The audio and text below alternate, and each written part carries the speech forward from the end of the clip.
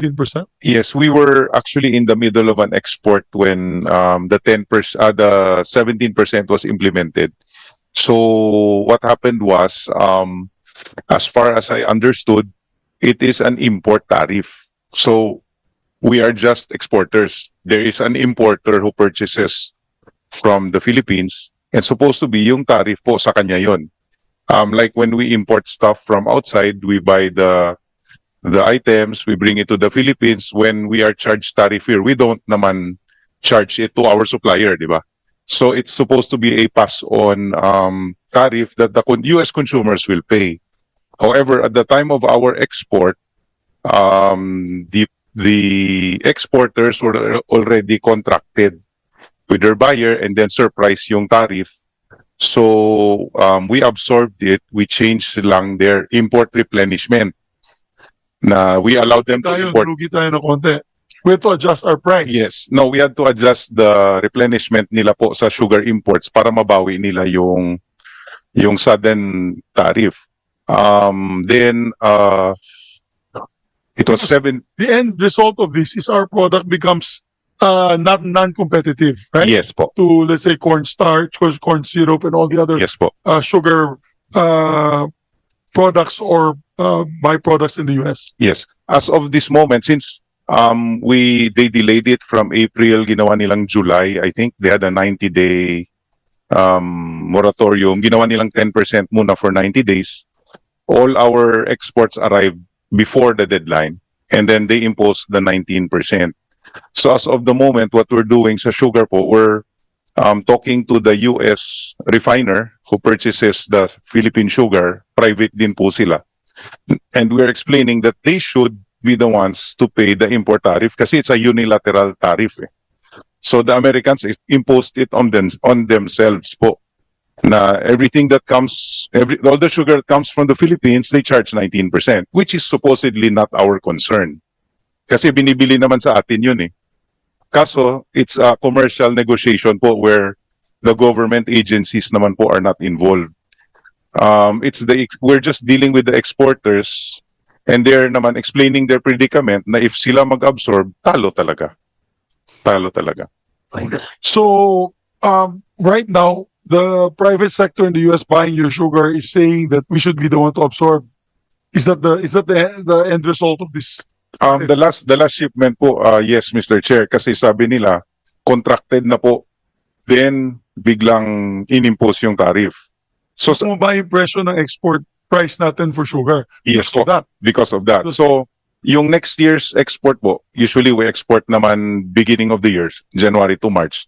Right now pala, I'm telling na the exporters, you deal with your importer in the US na they should absorb the 19% kasi hindi naman po natin kaya absorb all the time. And that US quota is mandatory. Di ba? We can always do B sugar. B sugar is local Yes. sugar. Yeah, we use our domestic sugar for the US export because we do not allocate for the US export kasi kulang din tayo eh. So we use the US export to stabilize local supply at the times when we have too much, no, beginning of the year usually. And supposed to be, they call that the tariff reduced quota. It used to have a very minimal tariff. I think I cannot recall the exact, like parang 1 cent per whatever. And now ngayon, naging 19 din. Okay, so as you can see, Yusek, no, and Madam Secretary, the impacts are far and wide-reaching, no? So we only touch the surface on sugar. Nandyan pa yung livestock, nandyan pa yung, like you said, pineapple. Nalulugi na yung Del Monte. Actually, the parent of Del Monte US is Del Monte Philippines. Bankrupt na yata sila sa US. With the imposition of this tariff, definitely it will be a nail in the coffin for exporting pineapples and pineapple products to the US. And you know, Bukidnon is the home of Del Monte. So definitely, kung affected yun, we're looking about maybe 40,000 people without jobs. Del Monte employs about 40,000 Filipinos in Bukidnon. So the impact of that is far and wide-reaching. Kasi yung kalaban nila ay South American countries exporting Mexico and I believe some other South American countries to the US, and which is easier to to ship rather than the Philippines to the US, because we have to ship it to the vast Pacific Ocean, which is very difficult at times during certain inclement weather. So, Yusek, you would like to comment on these other products that Can I just add sa argument ni Senator Subiri at ni Senator Gatchalian, ano? In addition to the defense component, the other very evident statistic is that the US is clearly the Philippines' top export market, the fifth largest supplier. But at the end of the day, the reality is we're a net importer from the US. Baliktad sa Pilipinas, kaya nagtataka ako, doesn't that count for something? We buy more from them than they buy from us. Baliktad. Wala silang lugi sa atin. Hindi katulad ng ibang bansa na sinasabi nila na ino-onse daw sila ng mga kapitbahay nila at ang dami-daming binibenta. Tayo, wala pa tayong binibenta halos. Import tayo ng import sa US. Hindi ba dapat nabaliktad yung nangyayari sa ibang ASEAN countries, ibang Australian, New Zealand, and other countries na napagbigyan. In addition to being an MDT partner, we are also a net importer. Madam Co-Chair, I think the numbers that have been given to me is the opposite. I believe it's net surplus tayo. We're Net exporter, precisely. The balance of trade was at USD 4 billion in favor of the Philippines. yes. Yeah, Yes. since 2018. So we are an exporter. We make more money from We make more money. we make from more them. money from them. Is that correct? Because Yes. 28. Yeah, agriculture lugi talaga. So what we're saying is that with agriculture and electronics, we are importing. Oh, who's that? Let's clarify now the numbers because as Chairman rightly corrected, the balance of trade is 4 billion in favor of the US. Tama? But in fact, in certain sectors, there's a very, very clear disparity. Okay, agriculture and electronics. Ayun. Let's recognize Jason. Please, can you let you recognized Sinag? Yeah, First, the Sinag group. tama po yun sa all goods positive sila. Sa agriculture, it's 2.5 billion. Kaya yung bago pumunta ang DA sa US, sabi namin kay Yusek Asis, kay Sec Laurel, wag nang pakialaman ng agri kasi sobra-sobra ng pakinabang nila. 2.5 billion po ang kanilang surplus last year. So, lugi tayo sa agriculture. Sa non-agri, doon sila, well, positive na. Jason, no, I'd like to ask that and follow up that question because that's my line. I'm an agriculturist. So we had the Secretary Chu Laurel yesterday in another hearing of the DA under Chairman Francis Pangilinan, and he basically mentioned that the DTI together with Yusek Japti have been fighting very hard to make sure that we will not be a dumping ground for U.S. products. But we have here with us Yusek Asis to represent the DA. Kasi worry ko, and I mentioned this yesterday, I was in the grocery last Saturday or Sunday, and I could not see yung meat products, chicken, pork, of course, beef are all imported now. We don't see very few Filipino produced beef in the supermarkets. It's almost always all imported. So, kawawa dito ang ating mga producers of pork, swine products, of poultry products, and our constituents are trying. Baka dito sa zero tariffs, baka mag-flood ng products dito. As a matter of fact, they're already flooding the products with hindquarters, with yung yung breast kasi ginakain dun. So America kasi mahilig sa chicken breast because of health concerns. So they send to us the thigh and ano ba yan, yung legs, yung mga dark meat, ika nga sa mga manok, and of course pork products. Ngayon nga, pag bumibili ka ng chicharon, Pag tinatanong mo yung gumagawa ng chicharon, ito ba ang pork skin? Saan mo binibili yan? Dito ba sa mga Hindi, imported lahat. It's already imported. It's flooding the market.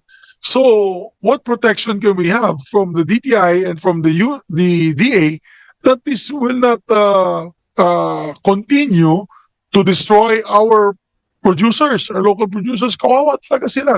Alam mo, nininervyos nung lumabas yung 19% na yan. Yung mga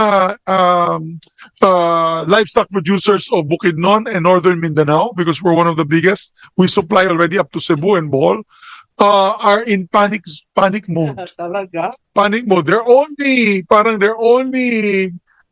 Consuelo de Bobo is baka naman yung feed component na pumunta sa kanila because they have to produce their feeds are zero tariff. So baka maging mas mura yung mga feed components nila. Pero aside from that, baka maging major importer na tayo ng meat products. Patay sila. They'll have to close shop. Yusek, Asis, could you please comment? Nalito lang ako, teka, yung 90% sabi ninyo, hindi included yung agricultural. Eh bakit na-include nga yung asukal? Yung Teka, papunta po sa US, Yung papunta. Sa US. Okay. Oh. So, naging 19. Eh ngayon, pero akala ko you're working for exemptions on the agricultural product. Yun po, yung pending po ngayon sa negotiation. In the meantime, 19% pa rin. Yes, ma'am. Kasi ma'am, unilateral ito, ma'am, na And sinasabi mo na hindi naman 0% lahat ng Amerika na pumapasok. Ano na nangyayari ngayon? Well, Teka, nalilito ako Okay. kasi yun Ma'am, nga eh. ma'am, sa ngayon po, In the transition, we don't know what's being taxed and what isn't. sa ngayon po, ma'am, yung status, yung export po ng products papuntang Amerika, subject sa 19%, except doon yung mga subject ng exemption at yung may mga specific rates sa Section 232. Pero now, yung So, asukal, Lahat po yan, oil, pineapple, lahat po yan tinatamaan ng 19%. 19%. Yes po, pag nag-export tayo. Kaya po ngayon sa negotiation, sinasabi natin sa kanila na i-exempt nyo yan. Yes, that's Yes. saying nga kasi based on Yes. the fact that in the agricultural sector, net importer tayo sa kanila.